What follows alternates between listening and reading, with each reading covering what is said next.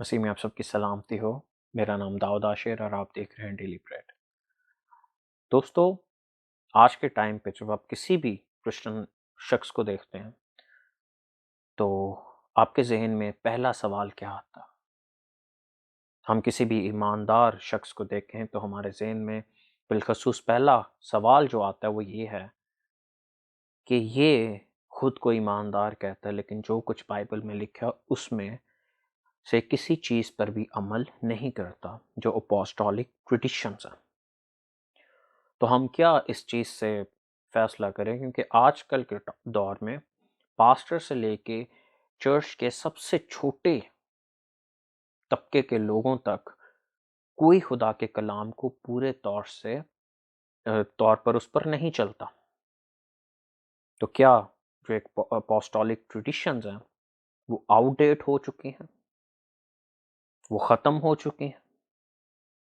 चले हम फर्ज करते हैं कि कुछ चंद लोगों ने मसीह को कबूल किया और उन्होंने अलेक्जेंड्रिया इजिप्ट में, पहली सदी के लोगों ने अलेक्जेंड्रिया इजिप्ट में एक चर्च बनाया और उन्होंने एक खत लिखा रसूलों को जो यरूशलेम में खुदा की खिदमत कर रहे हैं, और उन्होंने उनसे कुछ सवाल पूछे। वो सवाल ये हैं कि हम चर्च में आज़ादाना तौर पर कुछ भी कर सकते हैं, मतलब कुछ भी कर सकते हैं। हम जब रफ़ाकत में आए तो क्या हम इनफरादी तौर पर ही उसमें ऑपरेट कर सकते हैं कि मिलकर बाजमात होकर कर सकते हैं? और तीसरी चीज ये कि एक चर्च लाइफ क्या है और हमें कैसे गुजारनी चाहिए? रसूल उनको जवाब देंगे, बिल्कुल जवाब देंगे, लेकिन एक प्रॉब्लम है। जब जब रसूलों ने कलीसिया को बनाया, उनकी बुनियाद रखी, बारहा उन्होंने उनको एक ही चीज कही कि जो रवायात या जो कलाम तुमने हमसे सुना तुम उसके मुताबिक नहीं चलते। खतूत देख लें, पढ़ लें, आपको ज्यादातर ये मिलेगा। हम एक्चुअल में जो चर्च ट्रेडिशंस हैं उनको हम हिस्ट्री कहते हैं, और उसे हिस्ट्री कह के ना सिर्फ हम उसको रिजेक्ट करते हैं बल्कि हम उनको डी वैल्यू करते हैं अपनी लाइफ से। जैसे एक छोटी सी एग्जांपल ये है हेड कवरिंग औरतों के लिए, कि अपना सर ढांकें जब वो दुआ करें या खुदा के घर में आए। और हम उसे कैसे रिलेट करते हैं आज की सिचुएशन से या आज के दौर से? नहीं नहीं नहीं, उस टाइम पे सिचुएशन ये थी, आज सिचुएशन ये है। खुदा हमारा दिल देखता है, लेकिन खुदा हमारे अमाल भी देखता है, वो हमारी प्रैक्टिसेस भी देखता है। अगर यहाँ पे एक विच क्राफ्ट कोई कर रहा है तो इसका ये मतलब नहीं कि अगर उसका दिल साफ है और विच क्राफ्ट कर रहा है वो खुदा तो उसके दिल से प्यार करता है। ऐसा नहीं हो सकता। एक ऑक्सफोर्ड के प्रोफेसर हैं, उनका नाम मेरे जहन में नहीं है, मैं वो पढ़ के तो नीचे ज़रूर डालूंगा। वो कहते हैं कि everything should be done according to the will of God. हम देख लें कितनी डिनोमिनेशंस हैं, लेकिन सारे उन ट्रेडिशंस को फॉलो नहीं करते माँ सिवाय एक के। और वो एक ट्रेडिशन जिसको ये फॉलो करते हैं, जिनमें पेंटिकॉस्टल्स हैं, मेथोडिस्ट हैं, प्रेस्बिटेरियंस हैं, कैथलिक्स हैं, वो क्या है? वर्शिप। वर्शिप। लेकिन हमारे बिहेवियर में कोई चेंज नहीं, हमारे बिहेवियर में वो ट्रेडिशंस नहीं जो अपोस्टल्स ने हमारे लिए लिखी, जो अर्ली चर्चेस के लिए लिखी गई, जिनको हम ट्रेडिशन समझते हैं, एक्चुअल में एक प्योर क्रिश्चियन बिहेवियर है, या आप ये कह सकते हैं कि it's the perfect example to follow Christ. हम जब देखते हैं बुजुर्ग तिमोथियस जो था वो इमिटेट करता था पॉल को और क्राइस्ट को। वो पॉल को जब फॉलो करते करते उसने क्राइस्ट को पा लिया। क्यों? क्योंकि पॉल के जो बिहेवियर में चीजें थी वो रिफ्लेक्शन ऑफ क्राइस्ट था, उसका मिजाज ऐसा ही था जैसा मसीह का है। और इन ट्रेडिशंस में जो बुजुर्ग पॉल ने और बाकी के अपॉस्टल्स ने इंट्रोड्यूस करवाई वो क्या था? वो पहली चीज ये थी फंक्शन ऑफ चर्च, दूसरी थी पर्पस ऑफ चर्च, और तीसरी थी टू अपॉइंट द एल्डर्स। इन तीन चीजों को, तीन ट्रेडिशंस को मोटी मोटी जो है अपॉस्टल्स ने इंट्रोड्यूस कराया कि चर्च का फंक्शन क्या है, जिसको पहले करंथियों और चौथे बाब के बुजुर्ग पॉल तफसील से बयान करते हैं कि चर्च का फंक्शन क्या है। फिर पर्पस उसका क्या है, आप चर्च का पर्पस क्या है? चर्च का पर्पस ये है कि वो लोगों को तैयार करे, वो लोगों को तैयार करे, और जैसे मसीह ने रसूलों को हाथ रखकर भेजा माल पहले बाप की 30 आयत में, वैसे ही चर्च लोगों को तैयार करे, उनके सर पे हाथ रखे, उन्हें मखसूस करे, उनको और लोगों तक भेजे। और तीसरा, जिसमें पहला तितस पूरे का पूरा कंसर्न दिखाता है कि एक एल्डर को कैसा होना चाहिए और उसके क्या काम है, उसकी क्या ड्यूटीज हैं। एक और राइटर हैं जेएल डैक, उन्होंने 1958 में 1958 में एक लेटर लिखा जिसमें लिखा था कि अपोस्टोलिक ट्रेडिशन को छोड़कर हम कभी भी चर्च को ना ऑर्गेनाइज कर सकते हैं ना गवर्न कर सकते हैं। We should respect for the holy spirit, कि हमने कैसे उसे फॉलो करना है, जैसे पॉल ने किया।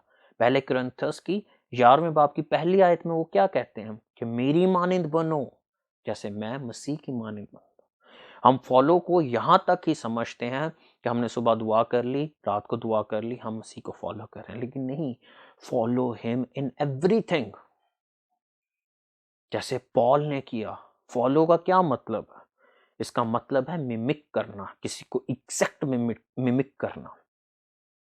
लेकिन हमारी फॉलोइंग कैसी है, हम कैसे फॉलोवर हैं कि हम मसीह के साथ चलते हैं सिर्फ सुबह की दुआ और रात की दुआ के वक्त।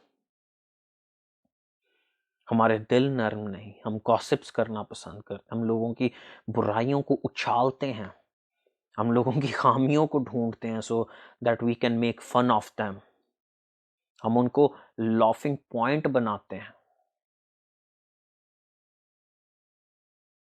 ये क्रिश्चियन बिहेवियर नहीं है। क्रिश्चियन बिहेवियर क्या है? Love your enemies. जो हमारे दुश्मन नहीं उनको हम अपने दुश्मन कहला के मोहब्बत भी जताते हैं। ये हिपोक्रेसी है, ये फॉलोइंग नहीं है, ये फॉलोवर नहीं करता है कोई क्राइस्ट का। अगर आप के क्राइस्ट को फॉलो करते हो तो आपको जरूरत ही ना पड़े जुबान हिलाने की किसी के आगे। ट्रेडिशन है क्या? ट्रेडिशन यही है ना कि इंसान अपने बुजुर्गों से कोई चीज इनहेरिट करता है, कुछ रसूमात को इनहेरिट करता है, या कुछ बच्चों को बचपन से उनके घर की रसूमात समझाई जाती है, पास ऑन करते हैं बच्चों को कि समझ है, उनको पता हो कि उन्होंने इस घर में रहना है तो कैसे रहना है। लेकिन हमारी ट्रेडिशंस ये हैं कि हम सब कुछ करें, ठगी मारें, झूठ बोलें, नफरत रखें,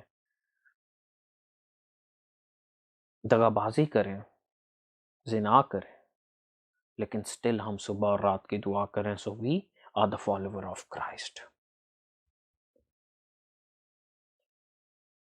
अब यहाँ पे एक सवाल और भी पैदा होता है कि क्राइस्ट ने फरीसियों की ट्रेडिशंस को रिब्यूक किया कि तुम खुदा के कलाम को तर्क करते हो अपने बुजुर्गों की रवायात के लिए, तो यहाँ पे अपोस्टोलिक ट्रेडिशंस को हम क्यों उसके ऊपर एम्फसाइज कर रहे हैं?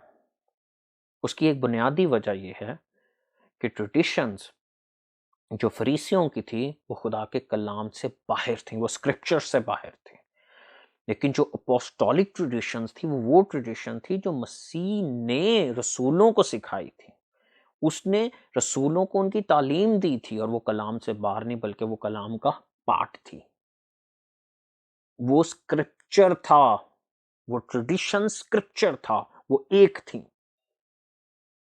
और ऐसे ही जब मोसेस ने किया, उसका क्या ट्रेडिशन थी, जब उसने Leviticus I think 22nd chapter है या 23rd है, मैं इसका भी हवाला नीचे लगा दूंगा, उसमें उसने कहा कि जो खेतों के कॉर्नर्स हैं उन उन फसलों को ना काटा जाए बल्कि वो गरीबों के लिए रखी जाए। ये वो ट्रेडिशन थी जिनको फरीसी भूल गए थे। उनको बस ये चीज याद थी, हाथ धोकर खाना, क्योंकि ये हमारे बुजुर्गों की रवायत है। आपकी रवायत क्या, आप किन रवायात पे चलते हैं?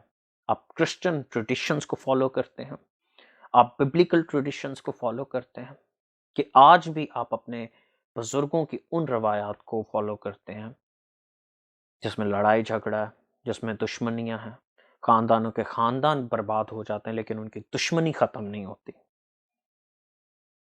ये आपने फैसला करना है कि हम जो एक अपोस्टोलिक ट्रेडिशंस हैं जो मसीह यीशु ने दी, क्या वो आउटडेट हो चुकी हैं? और ये जिस बुक के पहले चैप्टर के पहले भी नहीं बल्कि पहले चैप्टर का हाफ मैंने रिव्यू किया है, उस बुक का नाम है हाउस चर्च। इसके राइटर्स 8 हैं और इस किताब के जो एडिटर हैं उनका नाम है स्टीव। इस बुक की डिटेल, नाम और राइटर्स के नाम और एडिटर के नाम मैं डिस्क्रिप्शन में लिख दूंगा। अगर आपको ये वीडियो पसंद आई तो काइंडली आप इसे लाइक करें, कमेंट करें, शेयर करें और हमारे चैनल को ज़्यादा से ज़्यादा सब्सक्राइब करें। God bless you.